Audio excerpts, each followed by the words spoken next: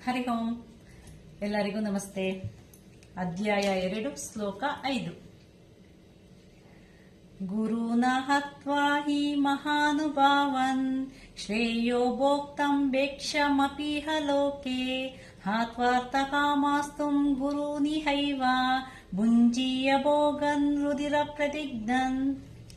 ಅನುವಾದ: ನನ್ನ ಗುರುಗಳಂತಹ ಮಹಾನುಭಾವರನ್ನು ಕೊಂದು ಜೀವಿಸುವುದಕ್ಕಿಂತ ಈ ಜಗತ್ತಿನಲ್ಲಿ ಭಿಕ್ಷೆಯನ್ನು ಬೇಡಿ ಬದುಕುವುದು ಉತ್ತಮ.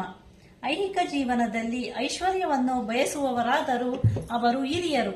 ಅವರು ಕೊಂದರೆ ನಾವು ಅನುಭವಿಸುವ ಎಲ್ಲ ಭೋಗಗಳಿಗೂ ರಕ್ತವು ಅಂಟಿಕೊಂಡಿರುತ್ತದೆ.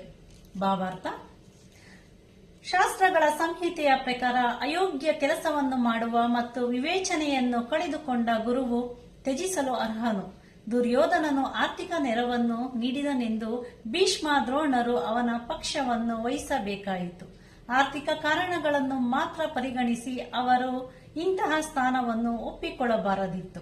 ಈ ಸನ್ನಿವೇಶದಲ್ಲಿ ಅವರು ಗುರುವಿನ ಸ್ಥಾನವನ್ನು ಕಳೆದುಕೊಂಡಿದ್ದಾರೆ. ಆದರೆ ಅರ್ಜುನನು ಈಗಾದರೂ ಅವರು ತನ್ನ ಹಿರಿಯರು, ಅವರನ್ನು ಕೊಂದು ಭೋಗಗಳನ್ನು ಅನುಭವಿಸುವುದೆಂದರೆ ರಕ್ತ ಲೇಪಿತವಾದ ಯುದ್ಧ ಗಳಿಕೆಯನ್ನು ಸವಿದಂತೆ ಎಂದು ಭಾವಿಸುತ್ತಾನೆ ಎಂಬ ಭಾವಾರ್ಥವನ್ನು ಶ್ಲೋಕ 5 ಅಧ್ಯಾಯ 2ರಲ್ಲಿ ನೋಡಬಹುದು. ನಮಸ್ತೆ.